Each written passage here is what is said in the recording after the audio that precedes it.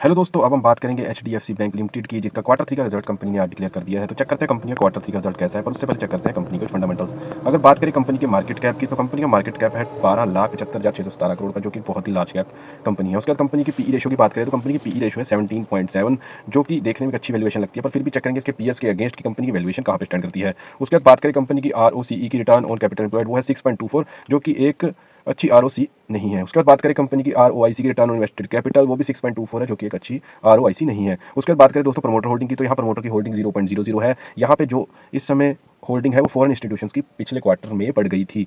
तो दोस्तों उसके बाद बात करते हैं कंपनी की पैग रेशो की, तो प्राइस अर्निंग ग्रोथ रेशो देखा तो कंपनी की पीई जो चल रही है ग्रोथ के मुकाबले जस्ट 0.89 टाइम्स है, जो कि बहुत ही अच्छी बात है कि इसकी वैल्यूएशन अच्छी है। पर फिर भी इसके एक्जैक्ट वैल्यूएशन इसके पीएस के साथ कंपैरिजन में हम देखेंगे कि कंपनी की वैल्यूएशन कहाँ स्टैंड करती है। उसके बाद बात करें कंपनी की डेट टू इक्विटी, तो कंपनी की डेट टू इक्विटी रेशो है जो 7.39 है। तो देखने में कंपनी का डेट टू इक्विटी रेशो ज़्यादा लग रही है, जो कि 7.39 है ना, पर एज अ बैंकिंग तो ये डेट टू इक्विटी कोई चिंता वाली बात नहीं है, क्योंकि बैंक का मेनली काम ही ये होता है कि वो पीछे डेट लेकर इंटरेस्ट पर आगे इंटरेस्ट बढ़ाकर लोगों को डेट देती है। तो उस हिसाब से डेट टू इक्विटी रेशो यहाँ पर कोई चिंता वाली बात नहीं है। ओवरऑल फंडामेंटल्स की बात करें तो कंपनी एक एवरेज फंडामेंटल्स यहाँ देखने को कह सकते हैं। उसके बाद बात करें दोस्तों कंपनी की वैल्यूएशन की, तो चेक करते हैं कंपनी की वैल्यूएशन उसके पीएस के मुकाबले में। अगर बात करें कंपनी के अपने सेक्टर की टॉप कंपनीज के मुकाबले, तो अगर बात करें कंपनी अपने सेक्टर की सबसे बड़ी कंपनी है एचडीएफसी बैंक, और कंपनी की पीई रेशो है 17.66। यही बात करें कंपनी के सेक्टर की अदर कंपनीज, आईसीआईसी बैंक उसकी पीई रेशो है 17.62, कोटक महिंद्रा बैंक उसकी है 21.40, एक्सिस बैंक उसकी है 14.73, और अपनी कंपनी की खुद की है 17.66। तो यहाँ अदर कंपनीज की पीई रेशो देख के लगता है कंपनी की वैल्यूएशन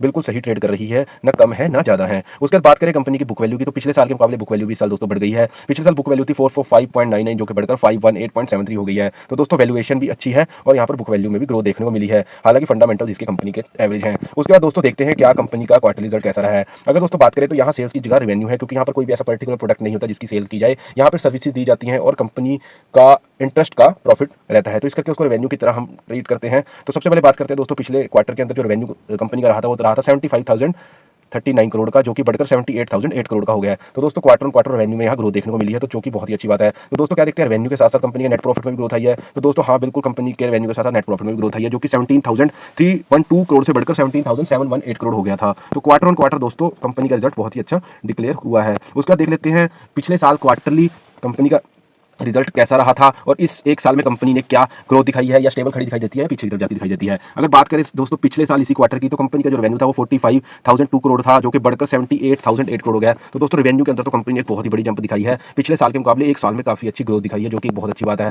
अगर नेट प्रॉफिट की बात करें दोस्तों, नेट प्रॉफिट में भी एक अच्छी ग्रोथ दिखाई है, जो कि 12,735 करोड़ से बढ़कर 17,718 करोड़ हो गया है। तो दोस्तों बात करें अगर कंपनी के क्वार्टरली रिजल्ट के नंबर्स की, तो नंबर्स दोस्तों यहाँ बहुत ही शानदार कंपनी ने पेश किए हैं। रेवेन्यू जो है क्वार्टर ऑन क्वार्टर दोस्तों यहाँ बढ़ गया है, quarter on quarter net profit भी बढ़ गया है, ईयर ऑन ईयर रेवेन्यू भी दोस्तों क्वार्टरली बढ़ गया है, और year on year quarterly net profit भी बढ़ गया है। तो क्वार्टर 3 के नंबर जिसके लिए मेनली हमने वीडियो बनाई, तो वो तो कंपनी ने बहुत ही शानदार पेश किया है। तो दोस्तों देखते हैं कि क्या कंपनी के प्रॉफिट अच्छे के साथ साथ नेट कैश फ्लो भी कंपनी ने पॉजिटिव मेंटेन कर पाई है, पर ऐसा बहुत ही कम होता है बैंकिंग कंपनी से company positive cash flow maintain कर पाए, क्योंकि इसके अंदर कैश फ्लो लगभग नेगेटिव ही रहता है, क्योंकि मेन काम ही कंपनी का कैश को डेट पे देने का होता है, जिस वजह से फ्लो उसका नेगेटिव बना रहता है। पर फिर भी यहाँ हैरानी की बात यह है कि कंपनी मार्च 2023 से cash from operating activity positive दिखा रही है। तो ये तो बहुत ही हैरानी और जानदार और बढ़िया बात है कंपनी के लिए कि कंपनी का क्वार्टर 3 के नंबर्स भी इतने शानदार आए हैं, ग्रोथ आई है, और कैश फ्लो भी कंपनी ने अच्छा मेंटेन किया है, वैल्यूएशन भी कंपनी की सही ट्रेड हो रही है, और बुक वैल्यू भी कंपनी की बड़ी है। फंडामेंटल्स एक तरह से एवरेज फंडामेंटल्स हैं, पर ओवरऑल देखें यहाँ तक तो कंपनी का बहुत शानदार हम रिजल्ट कह सकते हैं। उसके बाद देखते हैं दोस्तों शेयर होल्डिंग पैटर्न। तो जैसे दोस्तों मैंने आपको बताया था, हम ऊपर भी बात हमने की थी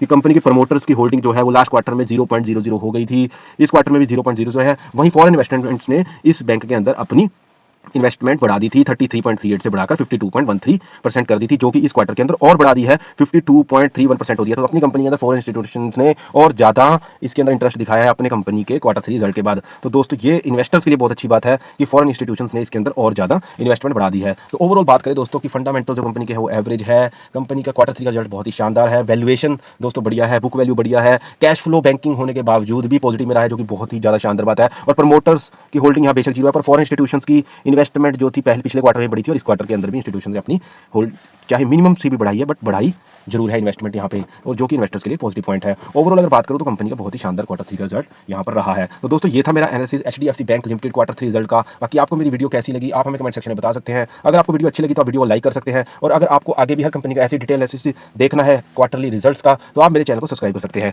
थैंक यू वेरी मच।